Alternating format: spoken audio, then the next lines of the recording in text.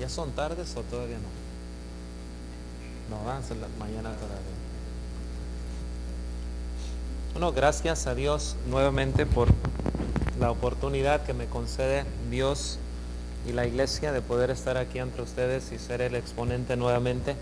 Siempre es un desafío, ¿verdad?, dirigirse al pueblo de Dios, ya que somos exhortados por el apóstol Pedro que si alguno habla, hable conforme a las palabras de Dios. Y gracias también a Dios de que no estamos solos, Dios nos asiste para que así podamos nosotros sujetarnos a su palabra. Y siempre creo que en todo mensaje, en toda enseñanza, influye nuestra experiencia, influye nuestro contexto, nuestra familia, y siempre y cuando todo aquello, ¿verdad?, se ajuste a lo que nosotros leemos en el sagrado texto, que siempre, tanto en los ejemplos, anécdotas que uno comparte, también en las predicaciones o en las clases bíblicas, que todo se ajuste, pero que el mensaje más fuerte no sea nuestra experiencia, no sea nuestras vivencias, sino que sea la palabra de Dios, que podamos siempre embellecer el mensaje, ¿verdad?, con tantas otras cosas que pueden beneficiar a la obra de nuestro Dios.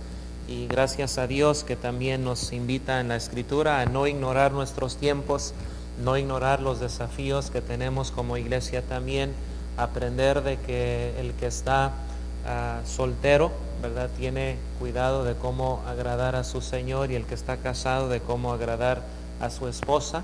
Pero en todo lo que hacemos como iglesia, que Dios reciba toda la honra y toda la gloria, porque Jesucristo es cabeza de la iglesia es su cuerpo, la cual es una, pero que tiene muchos miembros, ¿verdad?, y cada uno de los miembros en su actividad propia vamos nosotros creciendo en Dios para que así el cuerpo sea saludable y podamos llegar a ese objetivo que el apóstol Pablo dice a los hermanos de Éfeso, hasta que todos lleguemos a la medida de la estatura de la plenitud de Cristo, a un varón maduro, o sea, perfecto en Cristo Jesús. Les invito, hermanos, hermanas, a abrir sus Biblias allá en el libro de Habacuc, el capítulo 3, voy a permitirme leer versículos 1 y 2, libro de Habacuc, capítulo 3, versículos 1 y 2. Dice la palabra de Dios. Oración del profeta Habacuc sobre Sigionet. Oh Jehová, he oído tu palabra y temí. Oh Jehová, aviva tu obra en medio de los tiempos. En medio de los tiempos hazla conocer. En la ira acuérdate de la misericordia. Vamos a orar. Padre, nuevamente nos acercamos ante tu presencia, rogándote que seas con tu siervo y con cada uno de nosotros, y que podamos recibir, Padre, tu palabra que ha de ser expuesta, y que seas con cada uno y así estar atentos al consejo de tu palabra. Te lo pedimos todo en el nombre de Jesús. Amén. Habacuc, profeta de Dios, contemporáneo del profeta Jeremías, el profeta Ezequiel y el profeta Daniel.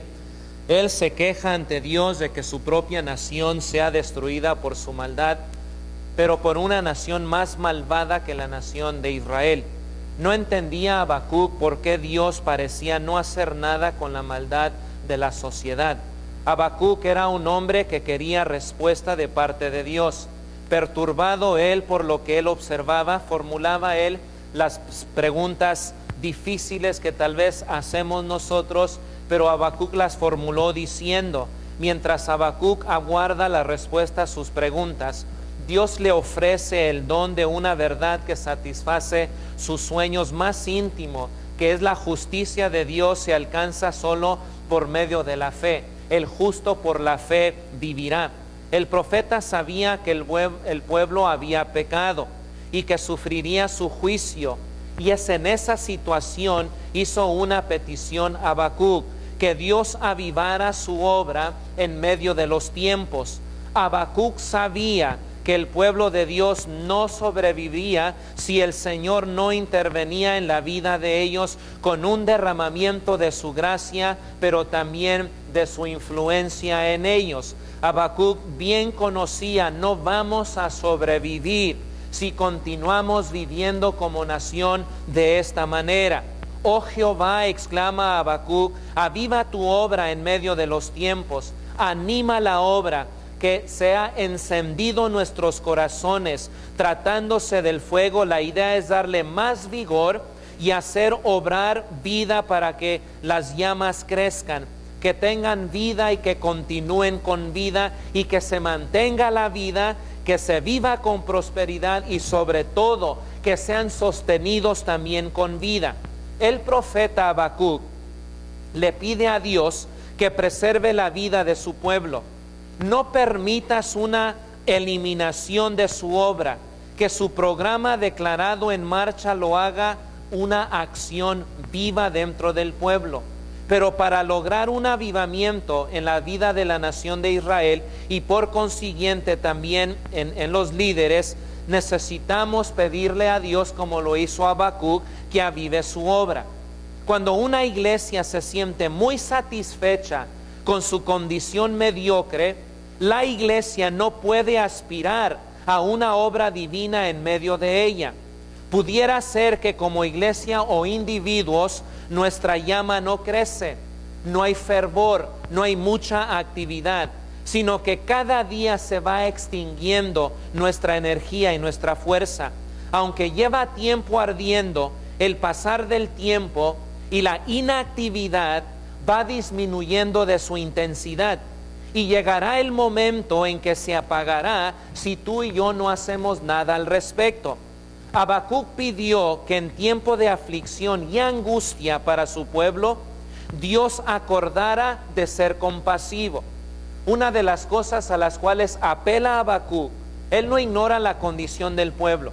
Él sabe que el pueblo ha ofendido a Dios. Y él sabe que Dios no tendrá por inocente al culpable. Pero apela a la misericordia de Dios. Él reconoce que ellos están fallando. Conoce el estado mediocre de ellos, no están avanzando, no están creciendo, no están prosperando. Sin embargo, Habacuc reconoce que Dios está enojado, airado con la condición espiritual de la nación. Por lo tanto, lo que hace Habacuc es apelar a su misericordia, a su fidelidad, que Dios es un Dios de pacto y que es fiel a ese pacto. Su pueblo no se sostendría sin la misericordia de Dios y él lo reconoce. La razón por la cual hemos pecado y continuamos todavía con vida e existencia no se debe a que somos buenos, sino se debe a la misericordia de Dios. Dios ha prolongado nuestros días porque es misericordioso, porque es clemente y porque es lento para la ira. Pero al mismo tiempo Habacuc reconoce que el pueblo no debe de aprovechar eso. Dios no puede ser burlado, nos dice en el Nuevo Testamento. No porque Dios no los ha juzgado en el momento, significa que a Dios se le ha olvidado. Nos da tiempo de arrepentimiento. Pero cuando el profeta de Dios ve que el pueblo ni la más mínima inclinación al arrepentimiento, ¿qué hace Habacuc? Aviva tu obra en medio de los tiempos. Hay frialdad, hay mediocridad. Nadie quiere hacer lo bueno delante de tus ojos. Oh Señor misericordioso y clemente, aviva tu obra. Porque si Dios no aviva su obra, las cuentas nos van a salir muy mal. Los números no serán rojos, no serán negros, ¿serán qué? Serán rojos. ¿Cómo se está estremeciendo hoy en día el fundamento de la iglesia? Y la angustia parece estar por todas partes. Y los creyentes tenemos que suplicarle al Señor que se manifieste con su misericordia primeramente y ante todo. Al igual que el profeta Habacuc, todo líder de la iglesia, todo ministro, los que tienen ancianos, los hermanos fieles de cada congregación local, al conocer la problemática dentro de la iglesia, conocemos la carnalidad también, estamos en este mundo. No vamos a pasar desapercibido la frialdad a veces, la tibieza. Lo que a veces ofrece a Dios no es de todo corazón. Y uno lo observa, uno lo puede ver con la simple mirada al ver las reuniones de la iglesia. Viene a nuestra mente el texto que nos exhorta a no dejar de congregarnos como algunos ya tienen por costumbre, especialmente cuando esperamos y vemos que aquel día se acerca. Vemos a la iglesia y sí nos duele, nos preocupa, pero la primer postura que necesitamos tomar es apelar a la misericordia de nuestro Dios y a su poder, y pedirle muy dentro de nuestras recámaras, o cuando ya todos se van de la congregación y tú y yo o cualquier otro miembro nos quedamos solos en nuestros edificios, pedirle a Dios que avive su obra y que tenga misericordia, porque sí hemos entendido la importancia de lo que es caminar conforme a la voluntad de Dios, lo cual muchos no lo hacen. La iglesia, en vez de crecer, a veces parece que menguamos. Hay congregaciones que estamos estables, muy cómodas, pero la comodidad no es a lo cual Dios nos ha llamado a ninguno de nosotros. Él requiere esfuerzo, dedicación, entrega, pasión, actividad, motivación, vitalidad. Él requiere de nosotros una consagración completa y total. No va a bajar su norma, porque la iglesia no se ajusta a esa actividad. Va a permanecer muy en alto. Si es verdad, como el apóstol Pablo, no vamos a pretender haberlo ya alcanzado. Pero una cosa sí vamos a hacer, es proseguir, seguir, continuar, avanzar, progresar, hasta alcanzarlo con la ayuda de nuestro Dios. Pero al ver la realidad de la iglesia, debemos de ser movidos a buscar la misericordia de nuestro Dios y darle gracias a Dios que ninguno de nosotros hemos sido consumidos, sino que Dios ha sido paciente para con su iglesia. Gracias a Él. El avivamiento, el estar avivados, es una obra del Espíritu Santo. El Espíritu de Dios se encarga de restaurar a la iglesia a su pureza inicial, y desea que la iglesia disfrute del estado ferviente que debe de ser el cuerpo de Cristo. El libro de los Hechos, que fue inspirado por Dios, nos narra a nosotros esa actividad de la iglesia. Primeramente, lo que hace Lucas nos habla acerca del ministerio de Cristo en su evangelio. Nos habla de la persona de Cristo Jesús, de lo que Él vino a hacer y cómo lo hizo y cómo lo realizó, de cómo cautivó las mentes y los corazones, cómo tuvo mucha influencia en los pueblos y en las ciudades a las cuales Él acudía, y predicaba la palabra del evangelio, las buenas nuevas de salvación. Reflexionando en ese movimiento, reflexionando en lo que el Señor Jesús vino a hacer y lo que los discípulos de Él continuaron a hacer, el libro de los Hechos nos habla de esa actividad continua, de cómo la iglesia tomó en serio las palabras de Cristo, de cómo la iglesia también se dejó guiar por el Espíritu Santo. No eran esos momentos de bailar, de brincar, no era eso, sino la obediencia al mandamiento de Cristo, de ir por todo el mundo y predicar el Evangelio. Fueron movidos por el Espíritu Santo para ir en todas partes predicando el Evangelio. Pero también, si algo se enfoca Lucas, es en la vida de la iglesia, que ellos vivieron y se mantuvieron avivados constantemente. Había amenazas, había peligros, pero siempre había personas, hermanos y hermanas, que continuaron avivados para Dios y lograron vencer gracias a la actividad del Espíritu Santo en la vida de ellos. Para llevar a cabo los propósitos de Dios, quiero distinguir, antes de iniciar el primer asunto, la diferencia entre ministerio y espiritualidad. La palabra ministerio es mi desarrollo de la obra de Dios entre ustedes, lo que yo hago. Eso es ministerio, es la obra de Dios, mi actividad, mi trabajo. Cuando yo pongo a trabajar mis capacidades, mis dones, cuando sirvo, todo lo que yo hago ante ustedes, eso es catalogado como mi ministerio. Por ejemplo, los que predicamos la palabra, ese es el ministerio de la predicación o el ministerio de la palabra. Y eso es para la edificación del cuerpo de Cristo. Espiritualidad es mi relación con Dios, mi vida devocional, mi vida aparte. Es esa vida que el Señor Jesús también nos enseñó a nosotros, que de vez en cuando necesitamos esa vida de solitud, el tomar una piedra y lanzarla, y a esa distancia poder apartarnos del todo y poder estar y consagrarnos al servicio de Él, estar en comunicación con Él, orar a Él, tener esa vida devocional, porque ministerio sin espiritualidad no vamos a funcionar. Vamos a trabajar unos años, pero nos vamos a quemar, nos vamos a cansar, nos vamos a frustrar y vamos a terminar dejando. Nuestras manos se van a caer, nuestras rodillas se van a paralizar. Por eso conviene que los que están en el ministerio tengan su vida espiritual, que puedan tener siempre esa conexión con Dios, estar conectado. Porque si hay tanto que estoy haciendo y llego a la casa tan cansado o cansada que no tengo tiempo para orar, ni para leer, ni para meditar, le estoy dando demasiada importancia al ministerio y estoy descuidando mi relación con Dios. Muchos ministerios han fracasado por la falta de espiritualidad. A veces pensamos que entre más hacemos, más espirituales somos. No. Necesitamos tener una relación con Dios, aprender a estar solas con nuestro Padre Celestial, para entonces salir a ministrar en el poder de Dios. Se requiere para estar constantemente avivados para Dios. Es por eso que toda congregación debe influir en esos dos aspectos.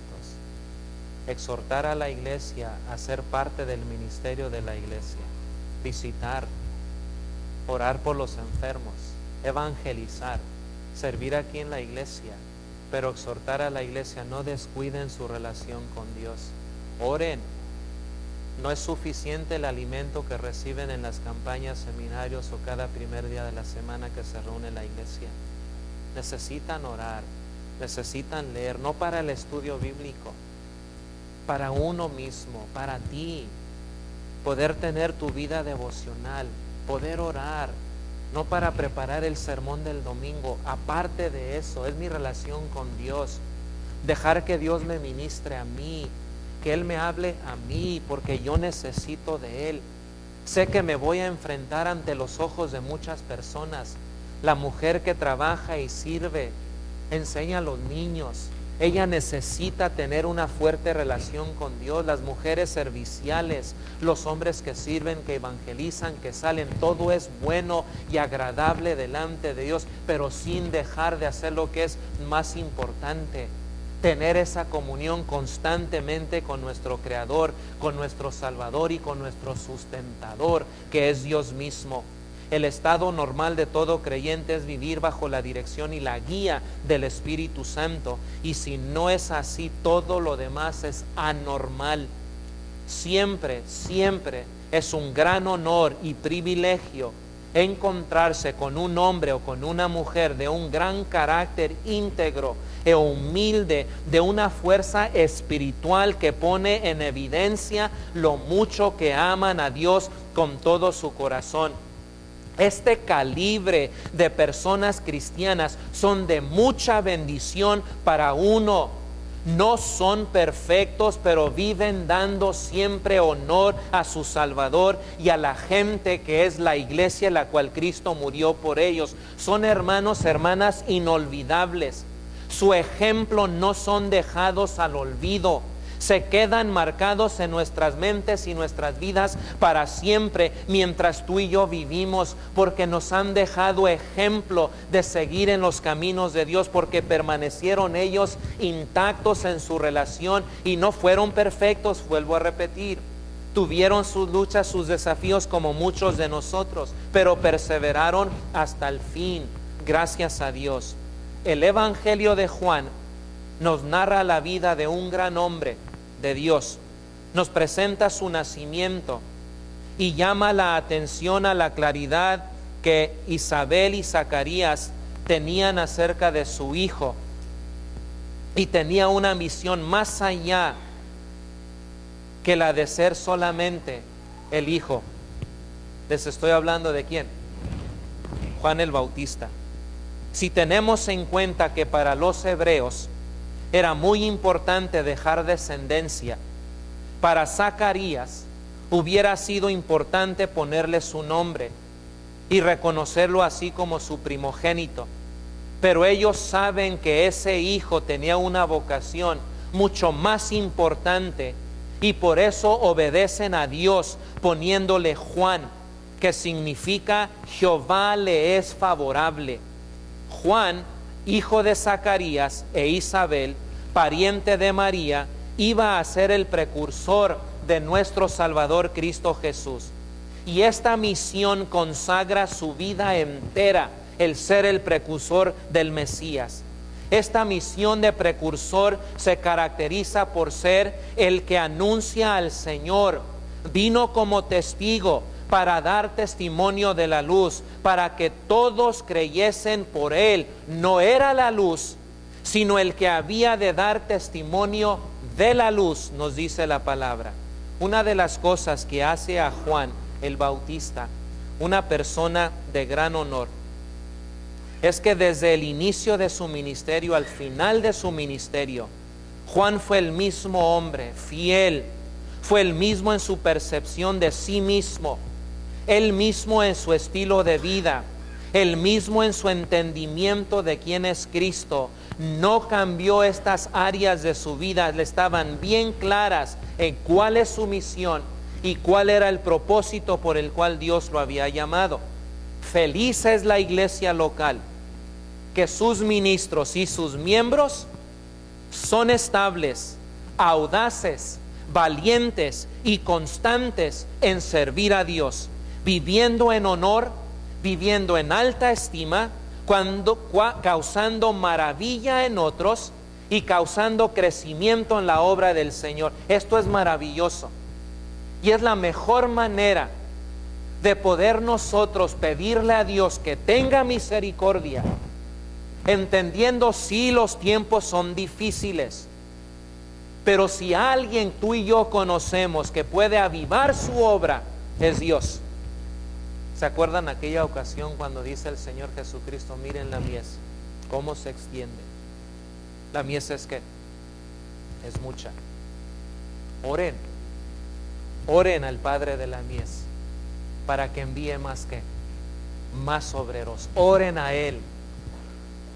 Bueno, en esta ocasión, cada de las congregaciones locales representadas aquí, al ver la vida de la iglesia, y uno de los retos más grandes de toda congregación es cómo salir del estado espiritual en que se encuentra y poder avanzar espiritualmente. Es un reto, hermanos, hermanas, es un desafío. Y a veces uno se quebra la cabeza, el coco, como dicen por ahí. ¿Qué hago? ¿Qué hacer? ¿Qué método? ¿En dónde podemos hacer? Lo primero que tenemos que hacer es pedirle a Dios, primeramente, ten misericordia de nosotros. Y segundo, aviva tu obra. Solamente tú puedes avivar de aquí adentro hacia afuera, por tu espíritu que mora en mis hermanos y en mis hermanas. Solamente tú puedes avivar, porque es fuego del cielo que ha descendido, como vimos nosotros en el sacrificio. Fue el Espíritu de Dios que descendió a nosotros cuando obedecimos el Evangelio, Hechos 2:38, que hemos recibido el don del Espíritu Santo. Y Él puede avivar en nosotros para que su obra permanezca aquí en la iglesia. ¿Cómo vivir una vida avivada dentro de la iglesia? Veamos lo que aprendemos de Juan el Bautista. Vamos al Evangelio de Juan.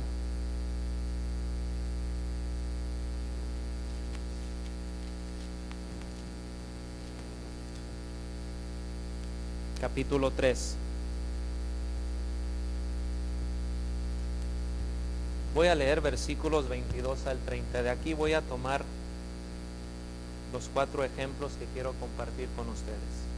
Juan capítulo 3, versículos 22 al 30. Después de esto vino Jesús con sus discípulos a la tierra de Judea y estuvo allí con ellos y bautizaba. Juan bautizaba también en Enón, junto a Salim, porque había ahí muchas aguas, y venían y eran bautizados, porque Juan no había sido aún encarcelado. Entonces hubo discusión entre los discípulos de Juan y los judíos acerca de la purificación. Y vinieron a Juan y le dijeron: Rabí, mira que el que estaba contigo al otro lado del Jordán, de quien tú diste testimonio, bautiza, y todos vienen a él. Respondió Juan y dijo: no puede el hombre recibir nada si no le fuere dado del cielo. Vosotros mismos me sois testigos de que dije: yo no soy el Cristo, sino el que soy enviado de él. El que tiene la esposa es el esposo, mas el amigo del esposo que está a su lado y le oye, se goza grandemente de la voz del esposo. Así pues, mi gozo está cumplido. Es necesario que él crezca, pero que yo mengüe. Lo primero que quiero compartir con ustedes acerca de cómo avivar la obra de Dios en la iglesia. No voy a hablar del canto, no voy a hablar de la predicación, no voy a hablar de la cena del Señor, lo que conlleva nuestros actos de adoración. Quiero hablar de la mente y quiero hablar del corazón. Cosas que conviene en la iglesia que los que servimos seamos íntegros, seamos sabios, seamos santos en toda nuestra manera de vivir. Ese es el objetivo, hacia allá vamos. Ese es el logro que ha sido dado y puesto para la iglesia. Y lo primero que quiero compartir es el ejemplo humilde ante los celos y el espíritu partidario. Si algo divide a la iglesia, aún dentro de la iglesia, en esos grupitos, son los celos y el espíritu partidario. Una iglesia no puede permanecer avivada, no puede permanecer ferviente e unida en el Señor si hay celos y un espíritu partidario. Se nos dice que los discípulos de Juan el Bautista estaban ofendidos por el ministerio exitoso de Cristo Jesús y de sus discípulos. Había más atracción en el movimiento de Jesús que en el movimiento del rabino de ellos, que era ¿quién? Juan el Bautista. Maestro, rabí, aquel que tú bautizaste está al otro lado y él también bautiza. Y ellos están creciendo más que ¿quién? Que nosotros. Y eso no puede ser y no lo podemos permitir. ¿Cómo es posible? Si tú lo bautizaste, ¿qué le estaban diciendo? Tú eres mayor, tú eres mejor, tú aquí eres el número uno. Aquel es una amenaza para el grupo de nosotros. Él y sus discípulos están haciendo algo y están también creciendo. Fíjense en los celos. El espíritu exhibido en esta queja se escucha con mucha frecuencia hoy en día, especialmente cuando medimos el crecimiento de cualquier congregación bajo los números. Qué error tan más grave. No, aquella iglesia está creciendo más que a esta. Y comenzamos a pensar que uno es superior y el otro es que inferior, basado en los números. O cuando estamos más interesados en el crecimiento numérico que el crecimiento espiritual de los miembros. Algo que los discípulos de Juan el Bautista no pudieron ver y no pudieron identificar. Siempre cuando alguien viene con celo y espíritu partidario, tiene la vista muy corta. En vez de enfocarse en lo que Dios está haciendo, se enfocan en lo carnal, en lo humano, en lo divisionista, en lo que es muy natural en la vida de uno. No pueden enfocarse y tener la vista claramente que Dios está haciendo una obra y que todos somos instrumentos de nuestro Dios. Debemos tener cuidado de no participar con una generación que no puede distinguir o ver más allá de las cuatro paredes de su edificio. Esto es algo muy común y contagioso y peligroso. Debemos tener mucho cuidado nosotros con eso. No existe otra fuerza tan destructiva para la iglesia y razón para que nuestros enemigos se burlen de la iglesia, de nosotros, que los celos y el espíritu partidista. En donde existe una verdad y una gracia verdadera, debemos estar listos y dispuestos a mantener la unidad del espíritu. Juan el Bautista les dijo: señores, muchachos, nadie puede recibir nada si primero no le fue dado. ¿De dónde? Del cielo. Si Dios ha bendecido el ministerio de Jesús, ¿viene de dónde? Del cielo. Si Dios me ha bendecido a mí con ustedes, eso ha venido ¿de dónde? Del cielo. Si el ministerio o aquella congregación está creciendo, ¿eso viene de dónde? Algo están haciendo correcto. Están buscando hacer la voluntad de Dios. Todo aquel que influye, Dios sabe en dónde lo pone. Dios sabe la cantidad de la influencia que Dios ha de determinar. ¿Eso viene de quién? De Dios, no de los hombres. Recordemos siempre que Dios resiste la soberbia. No avanzan, no van a continuar, pero da gracia a quién? Da gracia a los humildes. Cuando hay crecimiento, cuando hay avivamiento estable y continuo y sostenido, es la mano de Dios, porque la iglesia se está dejando guiar por el Espíritu Santo. Y yo no voy a medir el éxito de aquella congregación con esta o aquella, cada quien de acuerdo a la influencia de Dios. Debemos de llamar a los celos y al espíritu partidario, enfocarlo y abrirle los ojos. Mira hacia arriba. Si es de Dios, va a permanecer. Si el predicador o la iglesia llevan 50 años y son numerosos, no ignores 50 años de labor, de trabajo, de entrega, de vitalidad, de amor. Es la obra de Dios. No juzgues, no condenes, dale gracias a Dios, porque si no es de Dios va a terminar, no va a progresar. Porque Dios no está allí. Si Dios no edificare la casa, en vano trabajan los que la edifican. Dios tiene que estar presente. El sello de su Espíritu está en aquellos, y aquellos van a glorificarle a Él. Dios no está en una congregación e iglesia que no es de su Hijo, Cristo Jesús. Y eso nos mueve a nosotros a decirle a los celos y al espíritu partidista, no, de arriba. Hermano, ¿por qué a ustedes no lo invitan? Y el hermano fulano de tal lo veo en Facebook, aquí, allá, hasta en México, y algo está haciendo mal, hermano. No. Si Dios ha llamado a hombres a salir a predicar, ¿gracias a quién? A Dios. Si Dios me ha llamado a predicarle a esta congregación, ¿gracias a quién? Yo debo de gloriarme, como dijo el apóstol Pablo. Cristo está haciendo que predicado, anunciado. Gracias a Dios por eso. Pero no celos, ¿verdad que no? Una iglesia no puede permanecer avivada cuando hay celos, cuando hay envidia. Ejemplo más claro es el matrimonio. Ella no son felices cuando hay celos. No lo son. Hay preocupación, hay desconfianza. ¿Ahora qué? ¿Con qué me va a salir ahora? Lo mismo sucede en la iglesia local. ¿Ahora qué? ¿Qué noticia ahora? ¿Qué grupo ahora se va a dividir? ¿Quién será el celoso, la celosa? Eso no conviene, hermanos, si queremos permanecer avivados. Número 2. Características de una vida ahora de honor. Humildad es una tesis divina. No puede el hombre recibir nada si no le fuera dado del cielo. Segundo, obediencia, un llamado a recordar. Juan el Bautista es solo una voz, él es el precursor.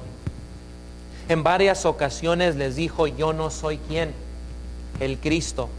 Soy una voz que clama en el desierto. No fue desobediente, cumplió Juan el Bautista con su misión. Cuando dejamos que la gente alimente nuestro ego, dejamos de ser obedientes y pensamos tal vez que somos más de lo que pensamos, y pensamos más de nosotros mismos. Hay hermanos y hermanas que caen en ese error. En vez de ser humildes, piensan que son el Mesías de la iglesia, que sin ellos no se va a hacer absolutamente ¿qué? Nada. No son el centro de atención. La iglesia es cristocéntrica. Cristo es al cual nos llama a que todos le alabemos a Él.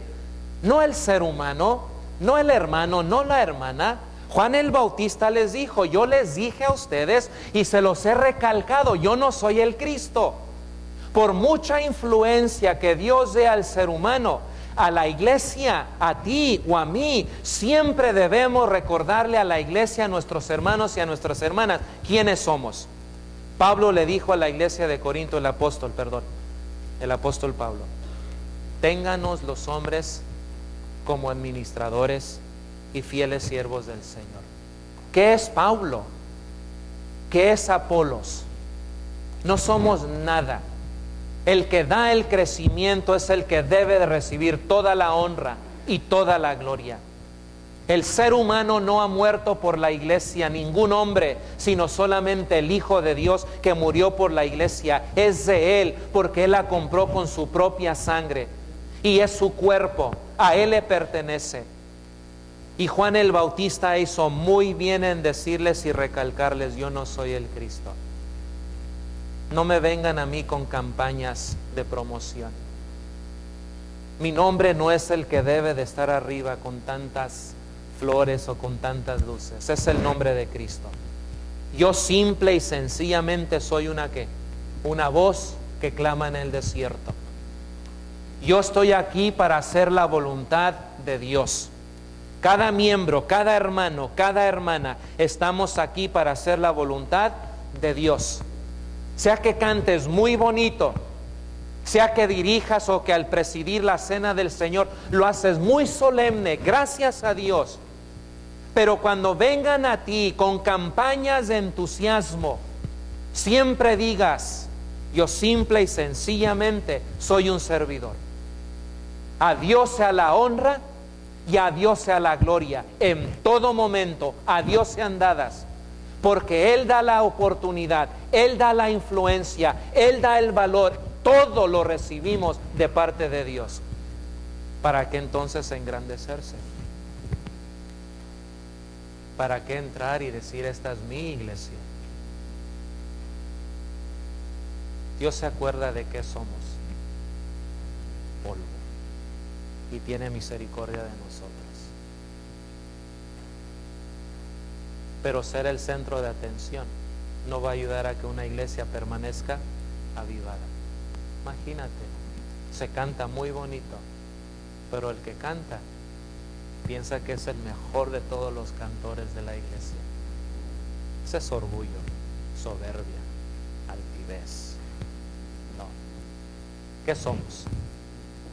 Una voz que clama ¿dónde? En el desierto. No en los edificios lujosos. Vienen los hermanos de México y a veces cometen este error. Oh, los hermanos de Estados Unidos se han americanizado. Adorar a Dios acá en México o en Centroamérica, en la pobreza. No, hermanos. La iglesia tiene que ser del sentir que en donde quiera que estemos, estamos como una voz en el desierto. Aunque hay paredes y hay comodidad, hay necesidad.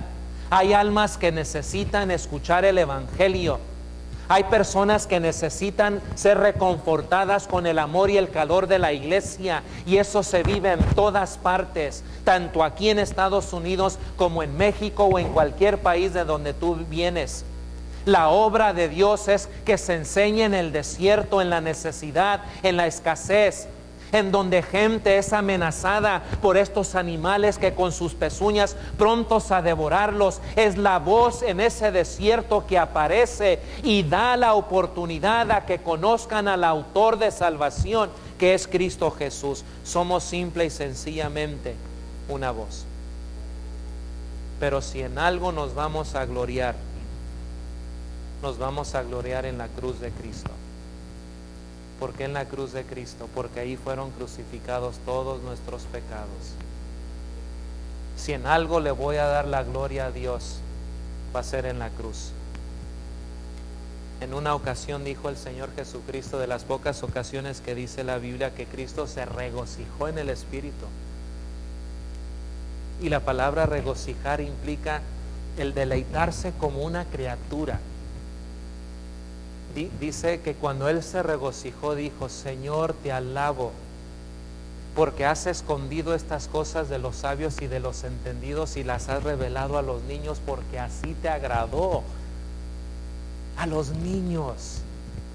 en donde no hay soberbia, no hay altivez, en donde si lo hacen, y si alguien, qué bien lo hiciste, ya se les olvidó en segundos, porque no les es algo relevante.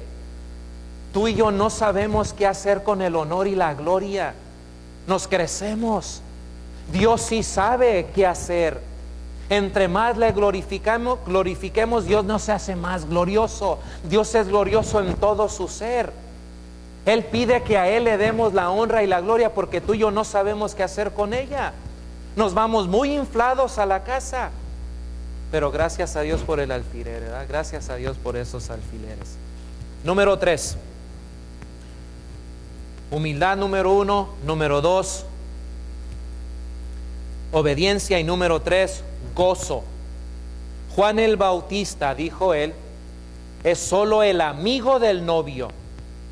Y el amigo del novio organizaba la boda. Tenía él que repartir las invitaciones. Presidía en todo el banquete nupcial. Tenía que estar pendiente que no faltara nadie, el amigo del novio. Una vez concluida la celebración, tenía que dirigirse hacia la cámara nupcial, el amigo del novio. Estando allí, debía asegurarse que todo estaba en orden. Y muy importante, el amigo del novio, su trabajo de vigilar la presencia de algún intruso que entrase encubiertamente. Era una tarea que la hacía con mucha precaución el amigo del novio. ¿Por qué lo hacía? Es que eso hace un amigo. Respeta el día de su casamiento.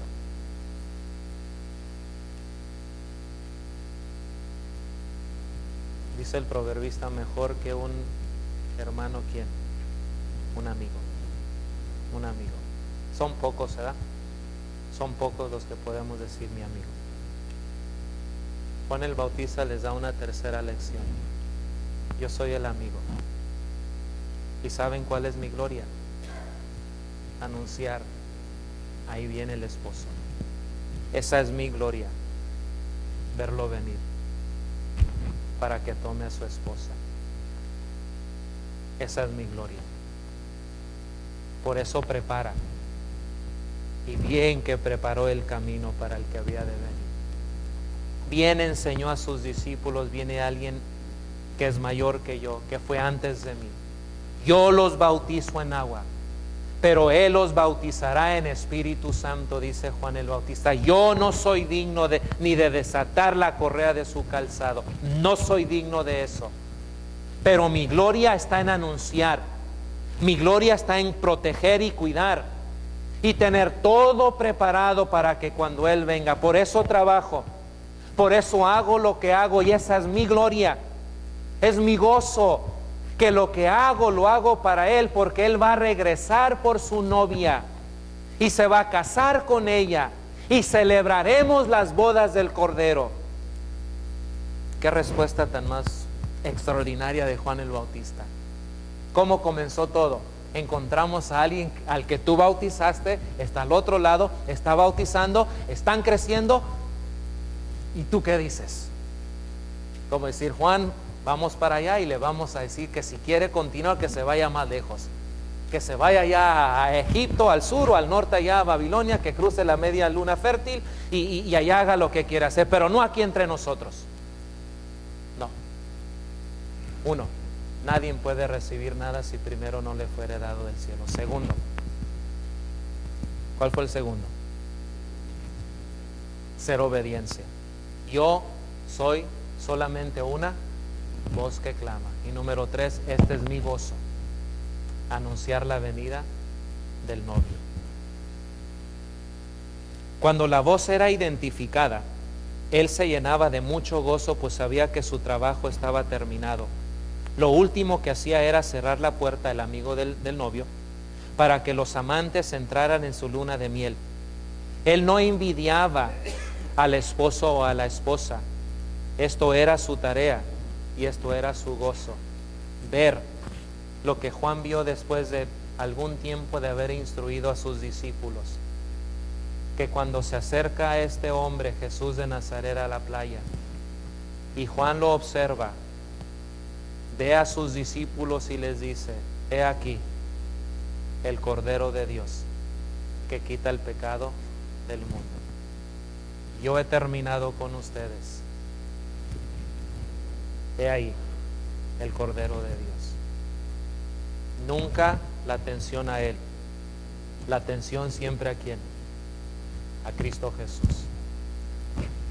Todo lo que la iglesia hace para Cristo, porque ese es nuestro gozo. Por eso se prepara comida, por eso se aspira, por eso se hace un programa, por eso se hacen invitaciones, porque hay gozo. ¿Cuál es el gozo? ¿De que venga mucha gente? No, esperamos, eso es secundario. Primario, lo hacemos para Él, porque Él va a recibir la honra y la gloria, porque donde están 2 o 3, ahí está Él en medio de ellos. Él recibe la alabanza de su pueblo, se goza cuando su palabra es predicada, en los cantos, en las oraciones. Hace callar los cielos, nos dice Juan en Apocalipsis, para escuchar las oraciones de sus hijos. Es ese incienso que llega hasta su presencia. Por eso lo hacemos con gozo y alegría, no fatiga. Habían 3 que tienen que limpiar y nomás yo lo estoy haciendo. Hazlo con gozo. Que no todos responden, no todos van a responder, pero que nadie te robe tu gozo en el Señor. Hazlo para Él. Te tardaste 1 hora más. Fue 1 hora que prolongaste tu gozo en el Señor. ¿Cómo cambia toda la perspectiva, verdad? No hay suficiente comida. ¿Qué vamos a hacer? No hay problema. Alguien va a responder. Gracias a Dios por eso. Lo importante es cuando la iglesia está escuchando la voz. Dice Juan: las ovejas conocen la voz de su pastor, y el pastor conoce la voz de sus ovejas. Qué bonito. Que la voz de Cristo sea la que se escuchaba y la que se escuche siempre en nuestras reuniones. Y último, y para terminar, firmeza. Firmeza, una conclusión firme de Juan el Bautista. Juan terminó diciendo: es necesario que Él crezca y que yo mengüe. Que Jesús crezca y Él mengüe. Exaltar siempre, hermanos, hermanas, al novio que es Jesús. Su firmeza con sus discípulos fue enseñarles que la popularidad del Señor Jesús, que los ofendía a ellos, era la pasión de Él. Oh, cómo necesitamos maestros así. Que la popularidad de Jesús, que para muchos es una ofensa, para ti y para mí es nuestra pasión, de que Él está siendo anunciado. Yo tengo que menguarme, tengo que bajarme, tengo que vaciarme para que Él crezca. Que lo vean, como cuando fijaron aquellos hombres malvados su mirada en el rostro de Esteban. Nos dice Lucas que al mirar sus ojos en el rostro de Esteban, miraron su rostro como el rostro de un ¿qué? De un ángel.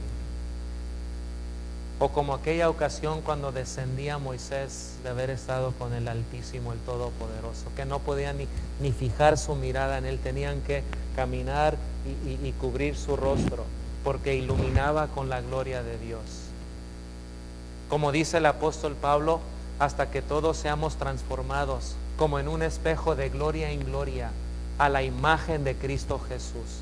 O como dice el apóstol Juan: amados, ahora somos hijos de Dios y aún no se ha manifestado lo que hemos de ser, pero cuando Él se manifieste, seremos semejantes a Él, porque le veremos tal como Él es.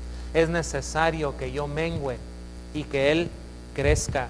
Que el destino de todo creyente es crecer día en día en Cristo Jesús, crecer en humildad, crecer en obediencia, crecer en gozo y crecer en honor. Nada podrá extinguir la llama de esa congregación local. Nada podrá. Las muchas aguas, dice Cantar de los Cantares, no podrán apagar el amor. Es imposible, porque es más poderoso lo que tú y yo elevamos a Dios que cualquier otra cosa que podamos experimentar nosotros en la vida.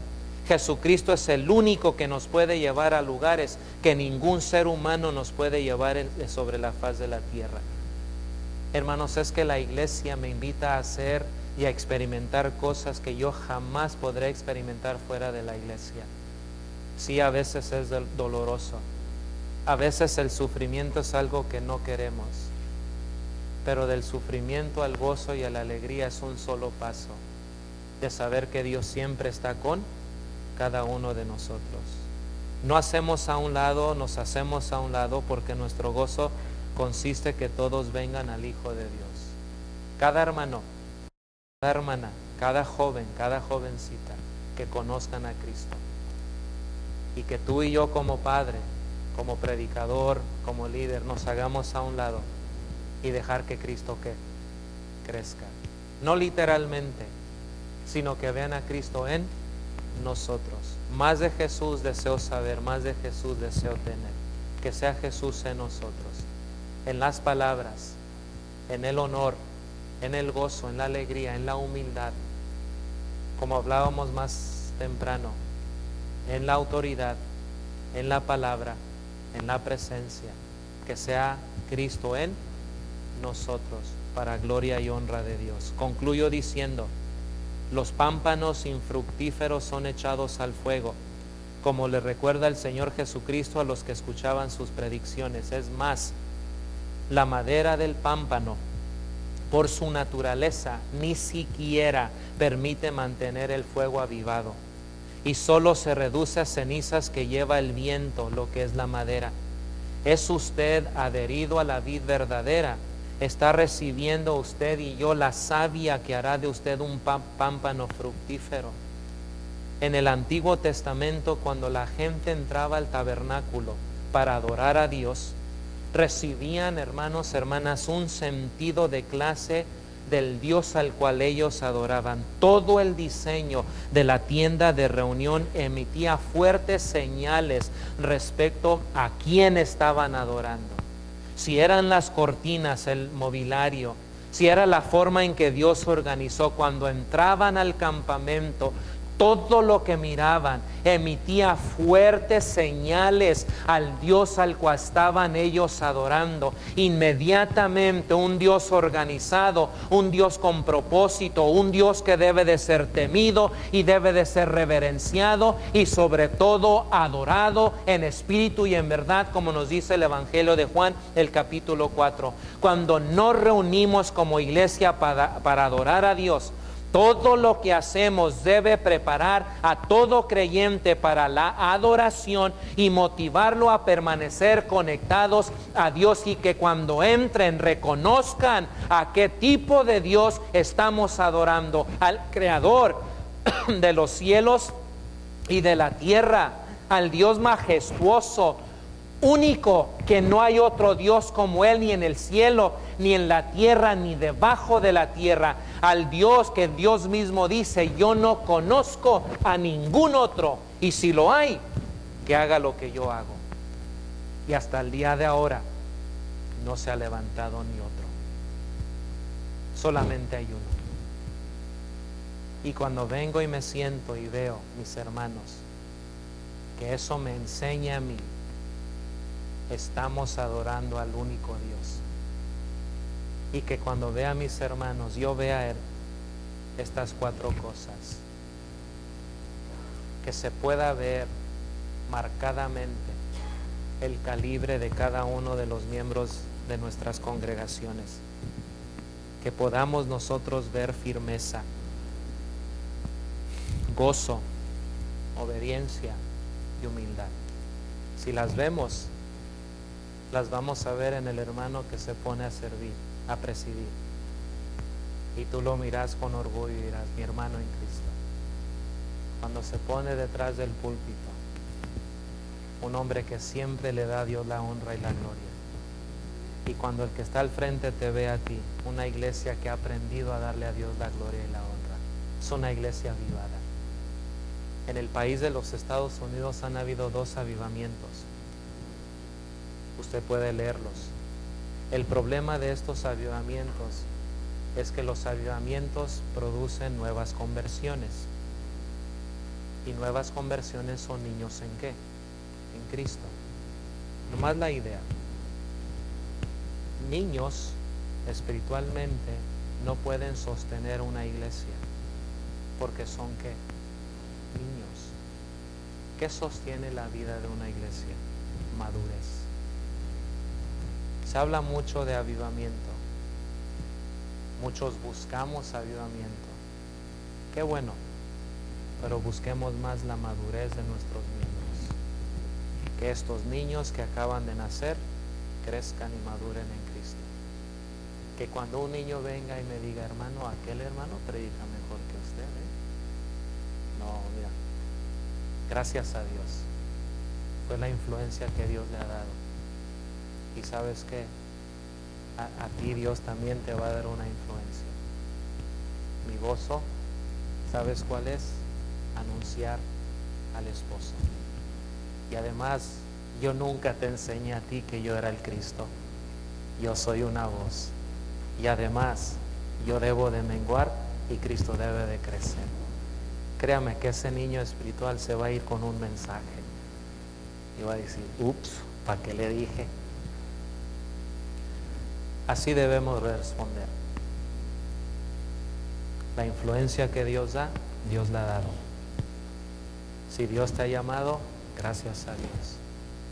Si Dios te ha llamado para criar a tus 5 hijos, 11 hijos o tu hijo único, Dios te va a dar influencia.